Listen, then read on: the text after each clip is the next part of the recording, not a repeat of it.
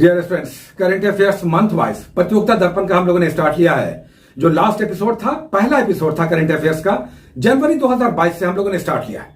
लेकिन इसमें कंटेंट होगा, यानी करंट अफेयर्स होगा 1.5 से 2 महीने पीछे का। यानी जो जनवरी का हम लोगों ने किया उसमें करंट अफेयर्स था अक्टूबर नवंबर 2021 का। आज हम लोग कर रहे हैं फरवरी 2022 का प्रतियोगिता दर्पण मंथली मैगजीन। पूरा सेगमेंट हम लोग करेंगे, बहुत शानदार एपिसोड आज का भी होने वाला है। लेकिन इसमें जो कंटेंट आपको दिखाई देगा वो नवंबर और दिसंबर 2021 का होगा। यानी इसमें तथ्य फैक्ट्स जो आपको मिलेंगे वो नवंबर और दिसंबर 2021 के मिलेंगे। मैगजीन हम लोग कर रहे हैं फरवरी 2022 का प्रतियोगिता दर्पण। लेकिन आगे बढ़ने से पहले एक सुधार हम नहीं बोलेंगे। जो आप सभी के माइंड में आया कि थॉमस कप और उबेर कप बैडमिंटन का हम लोगों ने 2021 का विनर किया था। थॉमस कप पुरुषों का बैडमिंटन का बहुत महत्वपूर्ण चैंपियनशिप है और उबेर कप महिलाओं का है। थॉमस कप हमने कहा था इंडोनेशिया ने चाइना को हराकर जीता है 2021 का, और फीमेल का उबेर कप किसने जीता है? चाइना ने जापान को हराकर। इसमें कुछ लोगों ने कहा कि सर 2022 का भी आ गया। डेफिनेटली 2022 का भी चैंपियनशिप हो गया। पिछला चैंपियनशिप अक्टूबर 2021 में हुआ था, तब 2021 के ये विनर थे जो लास्ट एपिसोड में हमने बताया। अब अगर आप नोट करना चाहते हैं नोट कर लीजिए, 2022 भी हो गया है। इस बार 3-4 महीने पहले हो गया है। 2022 का थॉमस कप और उबेर कप टूर्नामेंट जो पुरुष और महिला का महत्वपूर्ण टूर्नामेंट है 2022 का भी हो गया है। पिछले बार हमने 2021 का बताया था। अगर आप सुधार करना चाहते हैं कर लीजिए। 2022 का भी Thomas cup Uber cup badminton championship complete हो गया है। इसके विनर सामने आ गए हैं। इंटरेस्टिंगली बहुत इंपॉर्टेंट है क्योंकि इस बार इंडिया ने पिछले चैंपियन को बीट किया है। तो इस बार का थॉमस कप यानी पुरुषों का महत्वपूर्ण बैडमिंटन चैंपियनशिप जीता है किसने? भारत ने जीता है। किसे हराकर? इंडोनेशिया को हराकर। और अगर फीमेल की बात करें तो साउथ कोरिया ने जीता है चाइना को हराकर। तो अगर आप सुधार करना चाहें तो आप कर लीजिए। 2021 का विनर पिछले एपिसोड में हमने बताया था, लेकिन 2022 का भी हो गया है। इस बार कुछ पहले हो गया, इसलिए उसका रिजल्ट आ चुका है। तो 2022 का मई में 2022 में यह हुआ था आयोजित, जिसमें अब विनर है इंडिया। भारत इंडोनेशिया को हराकर पुरुषों के कैटेगरी में, जबकि फीमेल कैटेगरी में साउथ कोरिया विनर है। किसको हराया? चाइना को हराया। Thomas cup Uber cup badminton championship 2022 अगर आप नोट करना चाहें। चलिए आगे बढ़ते हैं। आज बहुत सारे फैक्ट्स हैं और इसे अगर लिखते जाए, इसे नोट करके आपको रिटन फॉर्मेट में दिया जाए तो ये एक दिन डिले हो जाएगा, एपिसोड एक दिन डिले हो जाएगा। तो हमने रिटन फॉर्मेट हटा दिया है। जहां पर संभव होगा हम डाल देंगे ऑडियो वीडियो फॉर्मेट में। ये आपको हम दे रहे हैं चूंकि टाइम नहीं है आपके पास अधिकतम मैक्सिमम कंटेंट करंट अफेयर्स पहुंच जाए, ये प्रयास है हमारा। डेली एक एपिसोड अगर आ गया तो इसमें बहुत सारा मंथ वाइज करंट अफेयर्स आपका कवर अप हो जाएगा। तो हम रिटेन अगर करने लगेंगे तो फिर बहुत समय निकल जाएगा, 2 दिन में एक एपिसोड आ पाएगा। आप कान में लगाइए, सुन लीजिए, और चर्चाओं को भी केवल आप सुन लेंगे, डिस्कशन भी ध्यान में रहेगा तो आपको याद रहता है कई बार। और आप चाहें तो पॉज करके नोट कर लें, है ना। हम लिख करके सारा नहीं दे पाएंगे क्योंकि बहुत समय लग जाता है अगर आप रिटन फॉर्मेट में फैक्ट्स को डालने लगेंगे। समय मिलेगा तो कुछ फैक्ट्स को हम रिटन फॉर्मेट में भी डाल देंगे, लेकिन स्टार्ट अभी हमने वीडियो के रूप में लिया है। हो सकता है आगे आपको ऑडियो फॉर्मेट में मिले, लेकिन ये सुन लीजिए, ये बड़े महत्वपूर्ण है। इस मंथ का फरवरी 2022 का जो प्रतियोगिता दर्पण है उसमें पूरे मंथ का शानदार करंट अफेयर्स है। और आज हमने स्पोर्ट्स से, खेल से ये उठाया है, स्टार्ट लिया है। चलिए स्पोर्ट्स का आज उठाते हैं जो फॉर्मूला 1 रेसिंग से पहला आज का टॉपिक है। फॉर्मूला 1 रेसिंग यानी कार रेसिंग का नया चैंपियन 2021 का सामने आ गया है। आज के इस मैगजीन के अनुसार रेड बुल के नए चैंपियन हो गए हैं फॉर्मूला 1 रेसिंग के मैक्स वर्स्टेपन। नाम थोड़ा सा टेढ़ा याद रखिएगा। नीदरलैंड यानी हॉलैंड के यानी डच खिलाड़ी हैं। मैक्स वर्स्टेपन 2021 के चैंपियन है, जबकि पिछले बार लुइस हैमिल्टन चैंपियन थे। लेकिन इस बार लुइस हैमिल्टन को भूल जाइए। इस बार यानी 2021 के नए फॉर्मूला 1 रेसर चैंपियन है मैक्स वर्स्टेपन। नीदरलैंड के हैं, हॉलैंड के हैं। नेक्स्ट देखिए डेविस कप, बहुत इंपॉर्टेंट है। टेनिस का डेविस कप टीम चैंपियनशिप होता है, देशों के बीच खेला जाता है। 2020-21 यानी 2021 में इसका फाइनल खेला गया।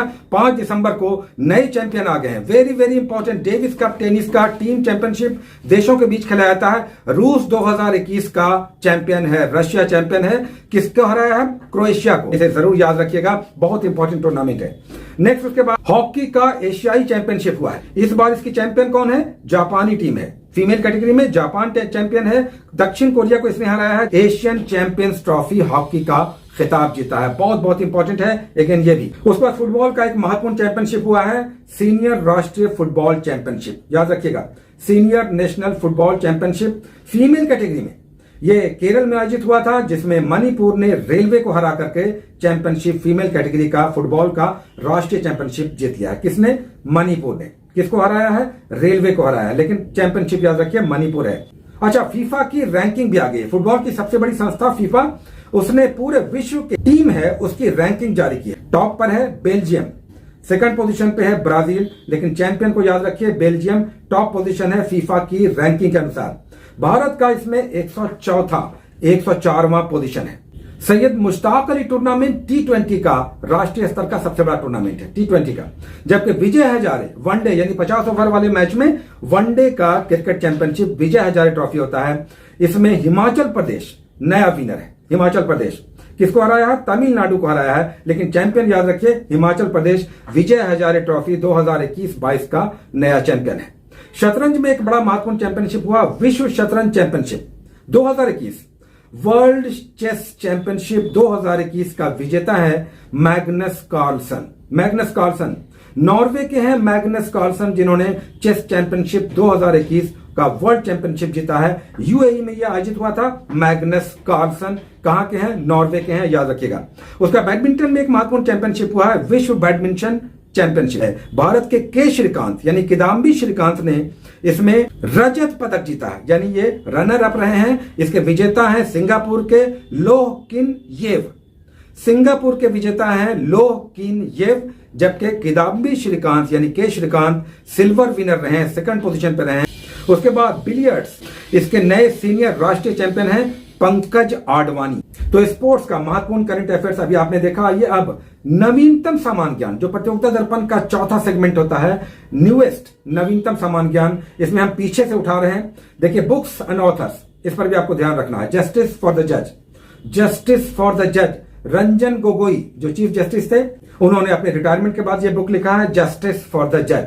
अच्छा, the sage with two horns, दो सिंगों के साथ ऋषि, ये किसने लिखा है? सुधा मूर्ति ने। ये इन्फोसिस के चेयरमैन नारायण मूर्ति की पत्नी है Sudha Murthy. The sage with two horns, ये भी दो महत्वपूर्ण बुक्स हैं। एक और बड़ा महत्वपूर्ण यहाँ पर बॉक्स बनाकर दिया हुआ है, स्पेस अंतरिक्ष से रिलेटेड एक महत्वपूर्ण घटनाक्रम हुआ है। स्पेस में शूटिंग हुई है, फिल्म की शूटिंग, ये तो हमें याद रखना चाहिए। रशियन फिल्म चैलेंज का कुछ दृश्य फिल्माया गया है। 12 दिन के लिए स्पेस स्टेशन पर पूरा क्रू मेंबर गया था और वहां जाकर के रशियन फिल्म चैलेंज की शूटिंग हुई। नेक्स्ट है समाज सेवी और रंग भेद के विरुद्ध सालों लड़ने वाले समाज सेवक रहे हैं डेसमंड टूटू। 96 वर्ष की अवस्था में इनके हाल ही में मृत्यु हुई है, सर डेसमंड टूटू।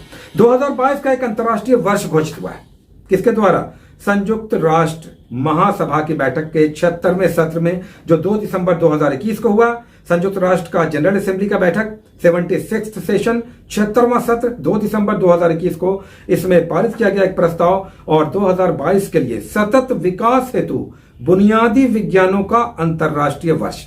याद रखिएगा, international year of basic science for sustainable development, सतत विकास हेतु बुनियादी विज्ञानों का अंतर्राष्ट्रीय वर्ष 2022 को घोषित किया गया। किसके द्वारा? संयुक्त राष्ट्र महासभा के 76वें सत्र में, सेशन में जो बैठक हुई उसमें 2022 का कई सारा वर्ष घोषित हो सकता है, एक ये भी घोषित हुआ है। उसके बाद बड़ा ही महत्वपूर्ण fact, BBC sport personality of the year 2021, BBC sports personality of the year किसे घोषित किया गया है?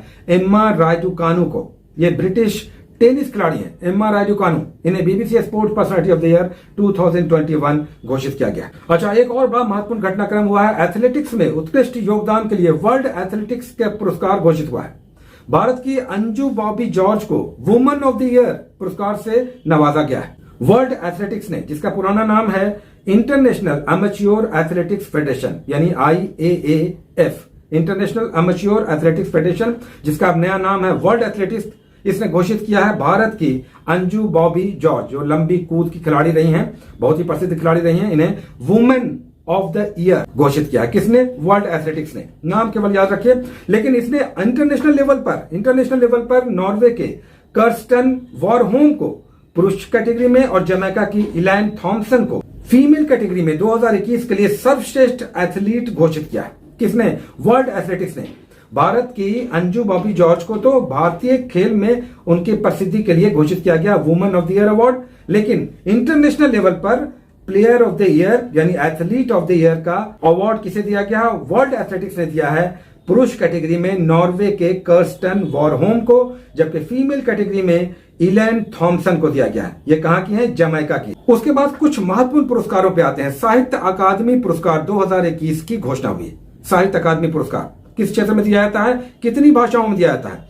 तो साहित्य अकादमी पुरस्कार 8वीं अनुसूची 8th शेड्यूल में जो 22 राष्ट्रीय भाषाएं हैं, उसके अतिरिक्त अंग्रेजी और राजस्थानी, ये 22 राष्ट्रीय भाषाओं में नहीं है, अंग्रेजी और राजस्थानी, यानी 8th शेड्यूल में जो 22 भाषाओं का वर्णन है उसमें अंग्रेजी और राजस्थानी नहीं है। तो इन दोनों को मिलाकर 24 भाषाओं में साहित्य अकादमी पुरस्कार दिया जाता है। तो इसमें तो बहुत सारे नाम हैं। हिंदी के लिए जान लेते हैं, आइए। सम्राट अशोक नाट्य रचना है किसकी? दया प्रकाश सिन्हा की।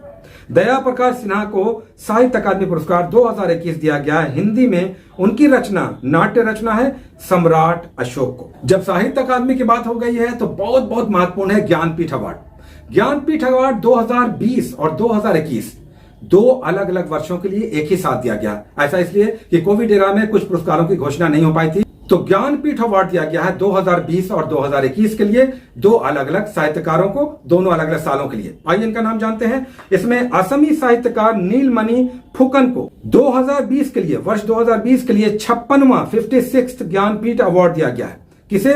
असमिया कथाकार नीलमणि फुकन को। याद रखिएगा, नोट कर लीजिए। जबकि 2021 के लिए 57वां 57th ज्ञानपीठ अवार्ड 2 साल का एक ही साथ दिया गया है। नेक्स्ट 2021 के लिए 57वां यानी 57th ज्ञानपीठ अवार्ड दिया गया है कोंकणी लेखक को दामोदर मौजो को। दामोदर मौजो को अवार्ड दिया गया है, ज्ञानपीठ पुरस्कार दिया गया है कोंकणी लेखक 2021 के लिए दामोदर मौजो। एक और अवार्ड आज जान लेते हैं, time person of the year. ये तो कई बार आ भी चुका है, आने वाले समय में भी शायद देख सकता है। 2021 का time person of the year time magazine के द्वारा घोषित किया गया है। किसे दिया गया है? एलन मस्क को दिया गया है। स्पेस एक्स के सीईओ एलन मस्क को 2021 का time person of the year award दिया गया है। यहां पर एक और बहुत बड़ा अवार्ड है, time entertainment of the year and athlete of the year. Time ने दो और महत्वपूर्ण पुरस्कारों की घोषणा की है, time entertainer of the year and time athlete of the year 2021। तो इंटरटेनर ऑफ द ईयर दिया गया है अमेरिकी गायिका ओलिविया रोड्रिगो को। किसके द्वारा? टाइम मैगजीन के द्वारा। Time person of the year के अलावा टाइम इंटरटेनर और time athlete of the year का अवार्ड भी महत्वपूर्ण अवार्ड है। अमेरिकी गायिका ओलिविया रोड्रिगो को दिया गया time entertainer of the year का अवार्ड, जबकि अमेरिका की ही जिम्नास्ट सिमोन बाइल्स को एथलीट ऑफ द ईयर का अवार्ड दिया गया है। क्या आप जानते हैं कि भारत के प्रधानमंत्री को एक बड़ा अवार्ड भूटान ने दिया है? भूटान का यह अवार्ड कौन सा है? आइए समझते हैं। यह अवार्ड है, इसका नाम थोड़ा टेढ़ा है, याद रखिएगा, order of the Druk Gyalpo. Order of the Druk Gyalpo ये सबसे बड़ा अवार्ड है। किसका? सबसे बड़ा नागरिक सम्मान भूटान के द्वारा दिया गया भारत के प्रधानमंत्री को। उसके बाद एक बड़ा घटनाक्रम हुआ है, चंडीगढ़ की हरनाथ संधू ने जीता है मिस यूनिवर्स का खिताब। 2021 का मिस यूनिवर्स भारत की बहुत सालों बाद हरनाथ संधू भी हैं, चंडीगढ़ की हैं, लेकिन इससे पहले दो और कौन थी जिन्हें मिस यूनिवर्स का खिताब दिया गया? ये तीसरी है। तो इससे पहले सुष्मिता सेन को 1994 में और लारा दत्ता को 2000 में, सन 2000 में दिया गया था मिस यूनिवर्स का खिताब। ये जो अभी दिया गया तीसरी बार हरनाथ संधू को, यह आयोजित कहां हुआ था? तो यह आयोजित हुआ था इजराइल के इलाट शहर में। एक और महत्वपूर्ण पुरस्कार मैथमेटिक्स में दिया गया है, रामानुजन पुरस्कार 2021। मैथमेटिक्स गणित के क्षेत्र में 45 वर्ष से कम उम्र यानी कम उम्र के गणितज्ञों को दिया जाता है। रामानुजन पुरस्कार 2021 का दिया गया है। नीना गुप्ता, उनको दिया गया है, मैथमेटिशियन है, बहुत बड़ी मैथमेटिशियन है। इन्हें यह अवार्ड दिया गया है, कोलकाता के गणित विभाग के प्रमुख हैं नीना गुप्ता। इन्हें ICTP रामानुजन पुरस्कार 2021 दिया है। उसके बाद 2-3 और नियुक्तियां जो लगातार ध्यान खींचने वाले हैं। इसमें संजीव मेहता फिक्की के नए अध्यक्ष बने। फिक्की के नए अध्यक्ष संजीव मेहता बने हैं। फिक्की यानी federation of Indian chamber of commerce and industries, FICCI, जिसके नए अध्यक्ष कौन बने हैं, चेयरमैन कौन बने हैं? फिक्की के संजीव मेहता। ये आपको याद रखना है। रेलवे बोर्ड के नए चेयरमैन भी आए हैं। ये सब दिसंबर के आसपास 2021 का घटनाक्रम है। विनय कुमार त्रिपाठी रेलवे बोर्ड के नए चेयरमैन हैं। ये सब नवीनतम सामान्य ज्ञान से संबंधित नियुक्तियां या ये सब अवार्ड्स या फिर महत्वपूर्ण घटनाक्रम अभी आपने देखा।